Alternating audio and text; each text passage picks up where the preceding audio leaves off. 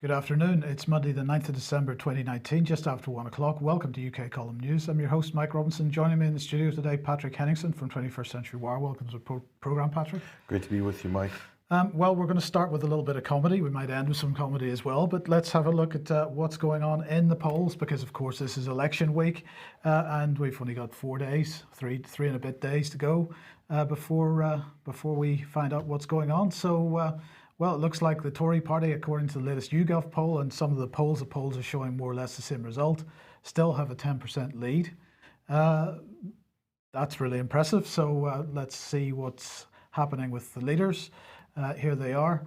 And Boris, I think, what is that, 30% ahead in terms of approval ratings from Jeremy Corbyn, or certainly 25%.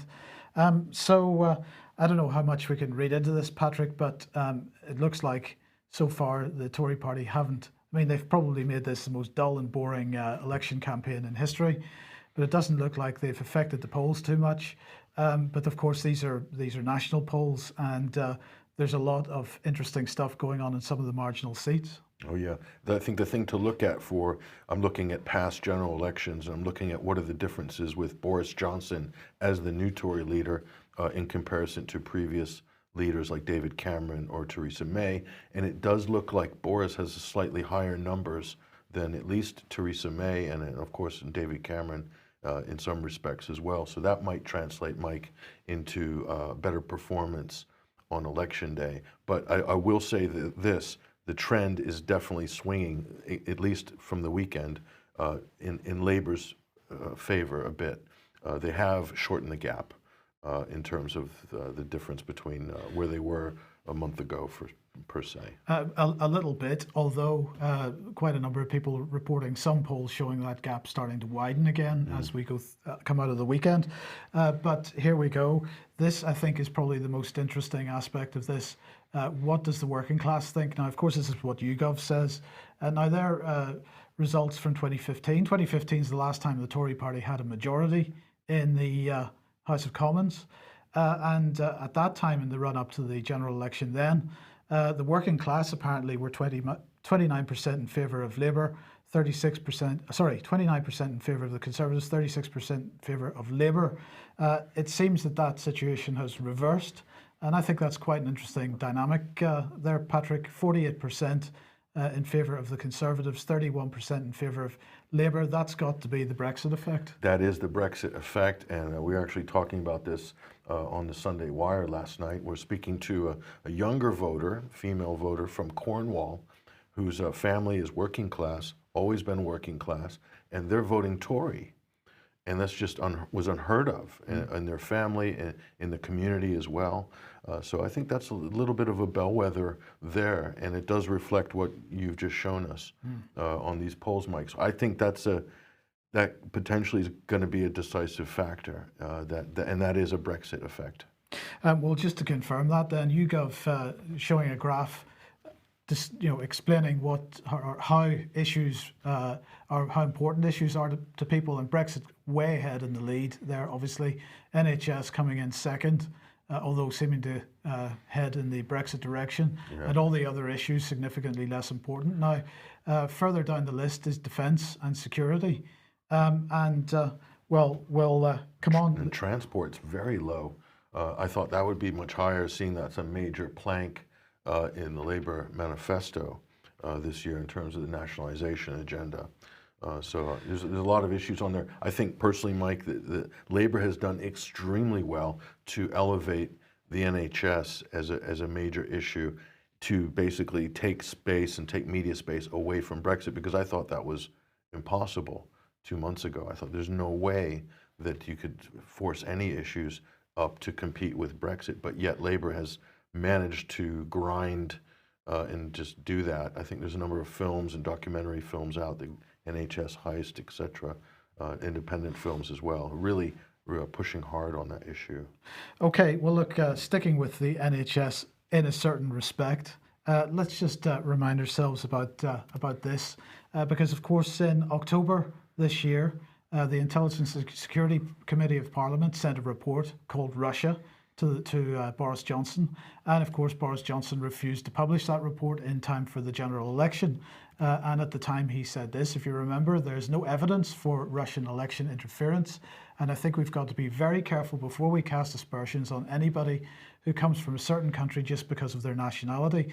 Now, Jeremy Corbyn, once again today, highlighting the fact that the Conservative Party have been in receipt of quite a bit of money, which is being classed as Russian money, although it's not Putinist money, let's put it that way. Now, the Bureau of Investigative Journalism brought a legal challenge, or they wanted to mount a legal challenge in order to get this report released, but they couldn't raise the money for it, so they had to abandon the legal challenge. But on Friday, and breaking on Friday, and then over the weekend, we've had this issue of a document, an unredacted version of documents, Patrick, which the Labour Party had managed to receive originally through Freedom of Information requests, but those documents had been heavily redacted. But suddenly, an unredacted version of the same document appeared. This is 451 pages, all about 6 rounds of talks between the UK and the United States with respect to what happens to the National Health Service. Jeremy Corbyn saying that these papers showed that the NHS was up for sale. So what happened on Friday then? Well, Reddit published a statement. Reddit, of course, is the social media network. We were recently made aware of a post on Reddit that included leaked documents from the UK. We investigated this account and the accounts connected to it, and today we believe this was part of a campaign that has been reported as originating from Russia. So they don't know that it originated from Russia. It has been reported that it originated from Russia, and they believe that that's where it came from. They went on to say, so the question is, where did it get reported from? We're confident that it might be possibly maybe originating from Russia. Very good. Very good indeed. So they went on to say, earlier this year, Facebook discovered a Russian campaign on its platform, which was further analysed by the Atlantic Council and dubbed secondary infection. Suspect accounts on Reddit were recently reported to us, along with indicators from law enforcement, and we were able to confirm that they did indeed show a pattern of coordination. Indeed. And so what did they do about it? As a result of this investigation, we're banning 1 subreddit and 61 accounts under our policies against vote manipulation and misuse of the platform. So the mainstream media, of course, jumped on this as being Russian interference, Russiagate UK. Well, is the information genuine? The information is genuine. Is the leak accurate? Is it real? Does it represent real information? It does, yes. Is that information in the public interest? You may feel that. I would probably agree with you, but I think most people would agree that yes. So how is that vote manipulation or misuse of the platform? Well, the question is, was the effect of the leak manipulation, or was the fact that that the document was redacted in the first place? Was that manipulation? Which was manipulation? That's true. That's Right. true. I think it's very easy then to during any election cycle to post documents. Now, this is a dangerous precedent on any of these platforms, any platform, and then it can become an issue of meddling or manipulation, and you don't know who posted it, actually. I don't know. I haven't seen any proof presented to say that these are Russian-run accounts or these have any connections to the Russian government. We're back to where we were with Russian hacking and the DNC. It's digital hall and mirrors. I think that's absolutely right. And if we come back to what you said earlier about Labour managing to get the NHS to be a top election issue, well, these documents were apparently posted on Reddit 2 months ago, but they weren't discovered or noticed They until were sitting up there. They were sitting there for 2 months, but they weren't. Like the Integrity Initiative as well. It was sitting up there online, and then it got discovered eventually. Right. So everybody could have theoretically had access to it, looked at it, and so forth. The thing that boggles my mind, and you need to help me understand this, is that the Labour's accusing the Tories, accusing Boris Johnson of burying the Russian interference report. So the implication is there that Putin or the Kremlin somehow have a hold over Boris Johnson with Yes. all the Russian money. So Putin's backing Boris. And why? Because Putin wants Brexit. This is the general belief system that we find in the media. and in the mind of Carol Cadwalader. So, but now, Mike, you've shown me this Reddit story, and so has Putin changed his mind? Is Putin now backing Corbyn? Is he changed? Because I'm just asking. It's a week to go before the election. It's a very good question. It looks that way. Well, look, if this is what's going on in the mainstream press, what's the government's response been to this? Well, here's Nicky Morgan, who's the culture secretary, who said, "I understand." This was on Radio 4 on Saturday morning. "I understand from what's being put on Reddit's website, those who seem to know about these things say that it seems to have all the hallmarks of some kind of interference." So I'm not clear that you could get any more definitive statement than that. That is wow, absolutely clear. That is certainty personified right there. She's absolutely confident based on that statement that what she seems to be looking at might be, in fact, has all the hallmarks of what seems to be interference. Why? Because people who seem to know about these things told me. Yes. Very good, Nicky. Yeah, brilliant. Now, the question is, Patrick, as mainstream media themselves have been pushing this narrative extremely hard. They must be doing very well out of it financially. Sure, I mean, because after all, what do people love more than anything but anti-Russian hysteria, Russiagate, Ukrainegate? It must be turning a profit, right, for media outlets? Well, apparently not, because here's BuzzFeed UK. Now, of course, BuzzFeed UK has been one of the organisations on the back of Russia all the time. They've been pushing this narrative that Russians in the UK dying mysteriously, therefore Russia did it. Well, they have had a First Gazette notice applied to their limited company, which says the Registrar of Companies gives notice that unless cause is shown to the contrary, the company will be struck off the register and dissolved not less than 2 months from the date shown above, which is the 10th of December. This is, as they say, upon the company's dissolution, all property and rights vested in or held in trust for the company are deemed to be bona vacantia and will belong to the Crown. So BuzzFeed UK not doing very well out of peddling their Russian narrative, but neither is CNN apparently. Well, you know, here is another network, and what has CNN been doing for the last 3 years? Pretty much nonstop, 24/7, Russia, Russia, Russia, Russia. And here we see the results of this. CNN's ratings have fallen to a 5-year low among key advertising demographics. And the numbers here, I mean, they're hitting some prime time numbers, 138,000. I mean, this is really paltry stuff. I mean, it's just outpaced by some popular YouTube channels, in fact. I mean, so if you think about the size and scale of CNN's operation, and they're absolutely getting buried, taken to the cleaners by Fox in tenfold and fourfold in terms of Fox's share of the market above CNN at those various peak times. So they're not doing very well, CNN, and they've really hung their hat on the Russia story, Russiagate, blaming Russia, Russian interference, meddling, et cetera, et cetera. So I think people are getting tired of it, actually, and it's costing them a lot of money. So why do they continue to do it? Because everyone's seen their ratings drop gradually, but they've stuck with it. Does that shows you that CNN and some of these mainstream outlets, they're not actual businesses. They don't govern themselves by way of the market, or they don't necessarily care about catering to what the audience wants. They're absolutely ramming a political agenda home. I don't know how they do it.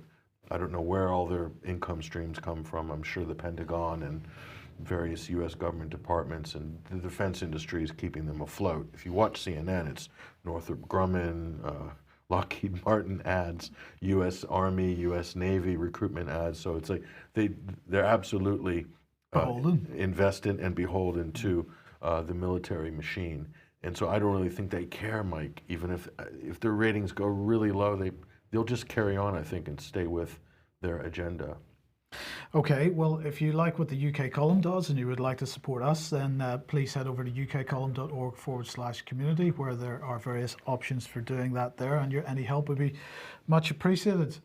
So, Patrick, what's going on with the OPCW? Well, here's the latest with the OPCW leaks. If anybody has not been following this story, the Organization for the Prohibition of Chemical Weapons is based in The Hague. In the Netherlands, there have been whistleblowers and leaks. This has started back from last spring, and they've just been coming in succession. Peter Hitchens, the Mail on Sunday columnist, has been covering this along with many other journalists. And here we have what looks like another defection from behind the mainstream media's information iron curtain. This is Tariq Haddad. He's a journalist for Newsweek. This is a major international publication, and this is what he tweeted over the weekend. He said, "Yesterday I resigned from Newsweek after my attempts to publish newsworthy revelations about the leaked OPCW letter were refuted for no valid reason." He's talking about spiked. The story was spiked.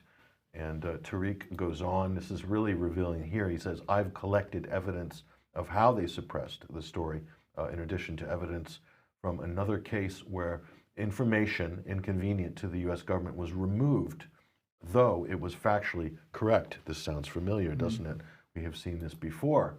And he goes on, "I plan on publishing these details in full shortly. However, after asking my editors for comment, as is journalistic practice, I've received an email reminding me of my confidentiality clauses in my contract, i.e. I was threatened with legal action if he talks about the fact that this story was spiked." And finally, he says, and this underlines the seriousness of this here in terms of the whole freedom of the press issue, Tariq Haddad says, "I am seeking legal advice on how to proceed and whether I may be entitled to some type of whistleblower protection due to the possibility of fraudulent behavior." And it says, at the very least, I will publish the evidence I have without divulging the confidential, quote, confidential information. And isn't this a stunning development, Mike? Because it does reveal a lot of things that people have known and suspect with all of these mainstream media outlets, that there are good journalists out there in the press. Their work is being actively suppressed. They're being headed off. They're being stories being buried by editors in key positions. These are gatekeepers. Here we have an absolute evidence of this once again. But there aren't enough of them willing to take a stand, as this guy is. Well, I will say this, that might be true, and this is probably going to hurt him in his wallet with his monthly packet, but his Twitter followers before he tweeted this, Mike, he had 700 something followers. I don't know how many he has right now, but I'm sure it's moving up to 10,000, and that's in 48 hours. So in terms of following and support, he has tons of international support now. So whatever he does going forward as a journalist, his reputation will be made from this story. Peter Hitchens was talking about this as well. He says, why aren't there other journalists picking up this story? This is a major international story. You can make your career out of this, but everyone's hands off on this, except for a few. So I think that's really revealing, really interesting. Now, major developments in the international arena around sport, but of course this isn't really about sport, Patrick. This is about international relationships, international relations. Yeah, well, this saga has been going really since 2014, and it's just a very sad announcement that was made today, and it's a horrible thing for international sport. Russia has been banned for 4 years, and that includes the next 2 Olympics and also the 2022 World Cup in Qatar. And you can see, we'll be showing you the BBC Sport reporting this, and there's a number of mainstream outlets who have also run this story. And we'll just look at what this entails here. I'm sorry. Yes. And so here is the Russian Olympic team, and there's President Vladimir Putin. And what's happened here? Well, let's take a look. They've been banned from the next 2 Olympics, including the 2022 World Cup. Neutrals, quote, neutrals will be allowed to compete, probably be allowed to compete at the Olympics. In other words, without the Russian flag, without Russian colors. And then Russia has denied, of course, all allegations of state-sponsored doping. This is important. The case that WADA is making is that this is a state-sponsored, state-coordinated blood doping, illegal blood doping operation to give Russian athletes an extra advantage. That's the allegation. However, the water probe is being headed by a Canadian lawyer, Richard McLaren, and no hard proof of the allegations made, state-sponsored doping, has been presented by WADA, according to Russia, and the Russian lab head, Grigory Rodchenko, actually fled to the U.S. to blow the whistle on this. So this was somebody who was apparently receiving psychiatric therapy, and Russia admits that they believe it was a huge mistake to leave him in his job when he was having various issues, and then he flies to the U.S. and blows the whistle on this magically back in, I believe it was early 2015 or late 2014. So, but I think it was after the Sochi Olympics, Mike, definitely is when this was really ramped up. And so this looks like an international effort. Confirmed Moscow lab database was tampered with from the U.S. after Rodchenko had come to the U.S. So there's a database, and I believe the software developer for this proprietary database, who is also Russian, also fled to the U.S. with Rodchenko. And that is the key, because the database is the key to this case. So that's the story so far. I think. Now, the Russians have said that they're going to try to appeal this, or to at least counter it in some way, but they don't think they have much hope of overturning the ban. Of course, they're going to appeal. They appealed already, but it doesn't look like. I think the international forces at play here are such that this is part of a bigger Cold War operation. And even in the Cold War, it didn't get this dirty and this nasty, that they would use sport in such a way as to settle geopolitical scores or to isolate Russia. Think about it. All the athletes they've trained all their life, from young age, and now they're going to be denied. They will not be able to compete in the Olympics. It's not going to happen for them. This was their dream. They would be national heroes. They would go on to represent their country, be role models, etc. And they'll still achieve some success as world champions in other competitions, but it's not the same as winning an Olympic gold. And what this does is isolate the country. It also robs the government of that opportunity to foster national patriotism, which is always so commonly done by all countries through international sports. So this is, to me, follows a pattern of what we've seen at the UN Security Council, the OPCW, the G7 or the G8, used to be the G8, G9.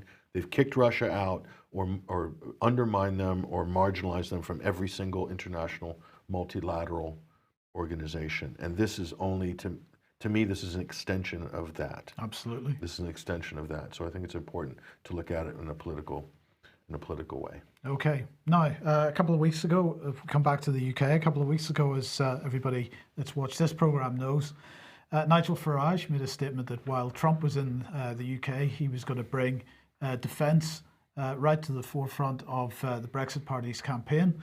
Now, that didn't happen, but on Friday, there was a defence briefing given by the Brexit Party, which Nigel Farage did not attend. I will come on to that in a second. But in the meantime, Anne Widdecombe decided that she would step up and host this event.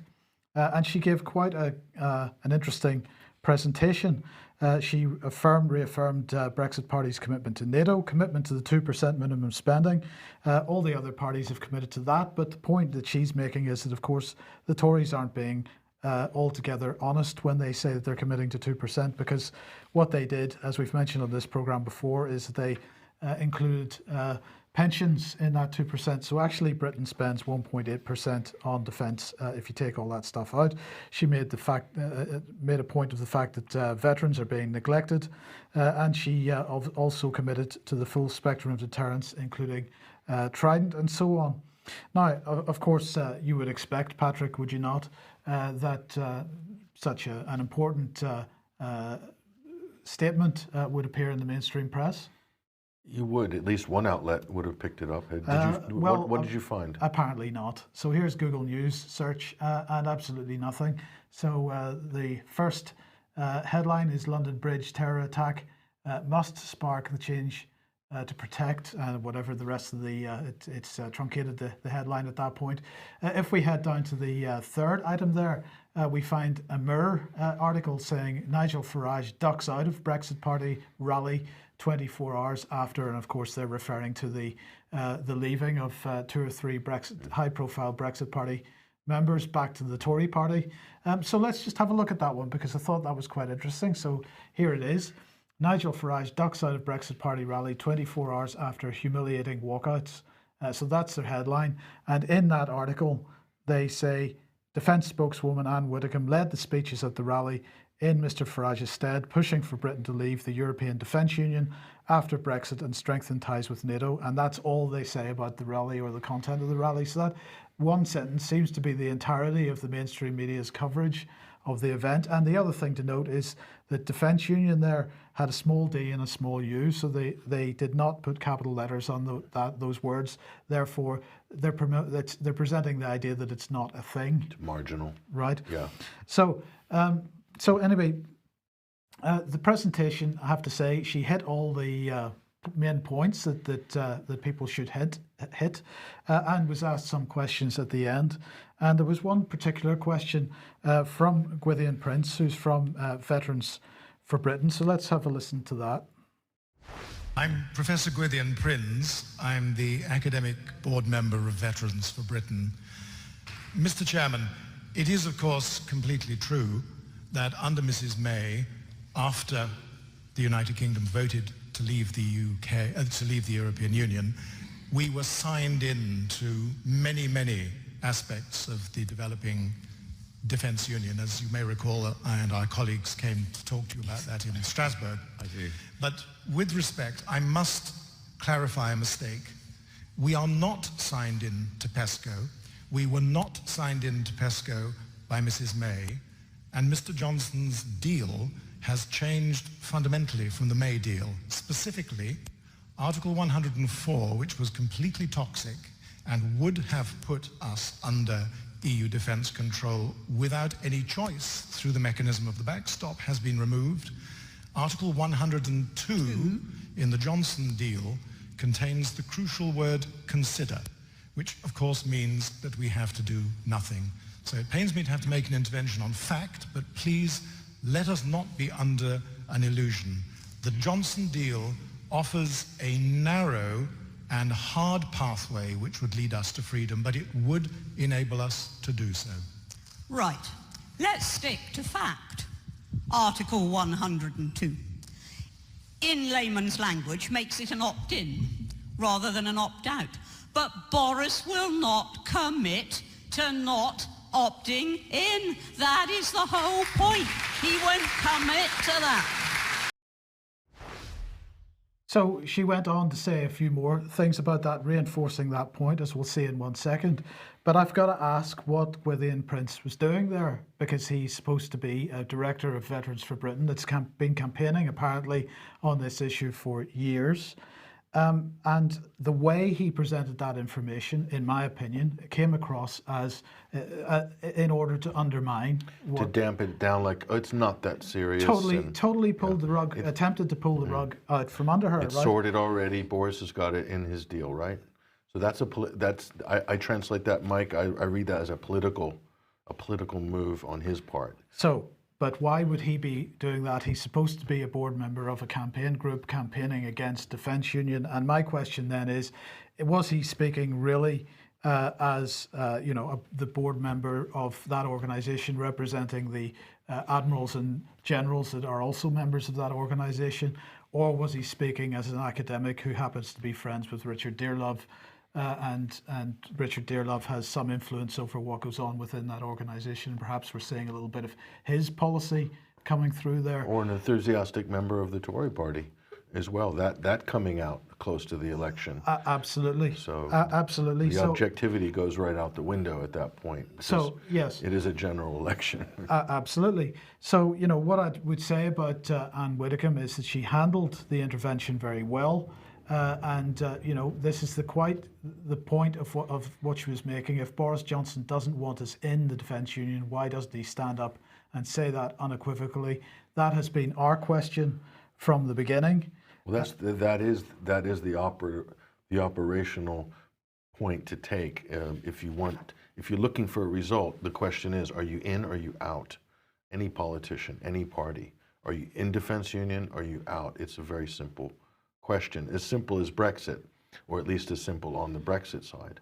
So you can't waffle on this issue. So That's absolutely right. But if you think right back to 2015, 2016, Patrick, the Tory party has been waffling on this issue from the beginning. Are we in? Are we out? If we're in, are we opting out? If we're out, are we opting in? And this has been the narrative of the Tory party from the beginning, and this is something that the mainstream media refuses to engage with. Most people aren't getting this whole opt-in, opt-out thing that the Tory party has been pushing from the beginning. It is absolutely key to understanding Brexit. And if people don't understand that being outside but opting into things like defence union is equivalent to being inside but opting out of certain things that you don't like.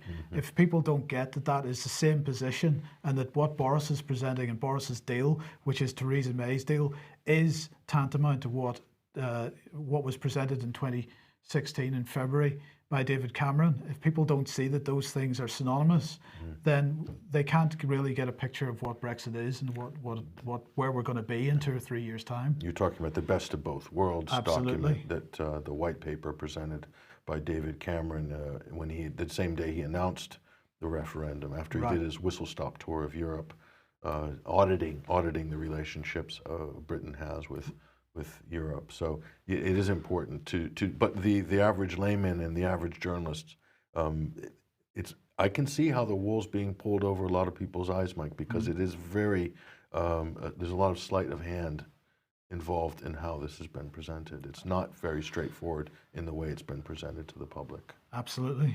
Now, let's end on this. Jerusalem Post, Patrick. Well, this is Donald Trump here. I like the headline. It's quite intriguing. Donald Trump says to the Israeli-American Council, he says, some American Jews don't love Israel enough. But what's even better is the subhead here. The president spoke at the Israeli-American Council annual event. This was Trump's first time speaking for a, quote, non-political Jewish organization. This is what the Jerusalem Post is calling it, a non-political Jewish organization in America. I think nothing can be further from the truth, but this shows you how the various levels of spin we see in the media. But there's the headline. So what is Trump talking about here, Mike? Let's have a look. This is the President Trump here at the event. He's saying, I think any Jewish people that vote for a Democrat, I think it shows either a total lack of knowledge or great disloyalty to Israel, he means. So what he's saying is, a vote for the Democrats is a vote against Israel, essentially. There's been a huge backlash to this right across the liberal press. I mean, if anything, this looks like it would be a move, Mike, that would be good for Israel. But what Trump has done in his magical way has galvanized the liberal Jewish left to sort of take a slightly anti-Israeli position, even more than before, because they hate Trump probably more than they love Israel. So if you have to pick and choose between the two, at the moment in America, it's going to be anti-Trump in terms of left-wing traditional Jewish liberals. They have always formed, the sort of, the main core of the Democratic Party on so many of these issues. So this is amazing. So he's saying they don't love Israel enough. Well, let's have a look and see. And the question is, Donald might be right in this case, Mike. Donald might be right. What's not to love about Israel, really? Donald is absolutely correct. There's so much to love about Israel. Let's have a look. They're bombing civilians in Gaza against international law, repeatedly attacks its neighbors, repeated violations of UN resolutions for decades, runs a brutal apartheid regime, and housing demolition, extrajudicial killings, and of course, last but not least, ethnic cleansing of the native Palestinian population. So, hey, what's not to love about Israel, right, Donald? And just to top that off, this just last night, this is Naftali Bennett. He is the Israeli defense minister. This is what he said. We need to move from containment to attack. He's talking about Iran. This is the new talking point coming out of Tel Aviv right now. And he's saying, we say to Iran, Syria will become your Vietnam. This is a harsh threat here from the peace-loving state of Israel in the Levant. So I think, you know, to Syrians, they've already experienced their Vietnam on their own home soil, and I don't think that's something that Israel has yet to have to experience themselves or fight anything near that in terms of a civil war. But so they've already created a Vietnam in Syria, and the end result of that has been Damascus has won that war effectively for the most part so far. So I think there's a lot of threats going on right now. The Netanyahu government's very unstable right now. Corruption, there'll be a corruption trial probably coming up very soon, within months. They still have to do another election runoff, apparently. So it's a total mess. So this is what you see in the vacuum of that. You see more threats towards Iran and sort of hardened positions like this to attract support from various hardline factions. And also to get the attention of the United States as well in an election year coming up. Israel needs to be front and center. They need to get more limelight in terms of where they sit in the agenda of Democrats and Republicans running for president in 2020. So that you're going to see more of this. This is going to be a very tumultuous year, 2020, because of the U.S. election. There's a lot of things that are going to happen that maybe wouldn't happen in a non-election year, but because everybody wants to elevate their issues, and Israel is one of these parties who will use the U.S. elections to do that. Okay. Well, we will leave it there for today. Thank you very much, Patrick. Thank you for joining us. We'll be back at the same time, 1 p.m. as usual on Wednesday, and we will see you then. Bye-bye.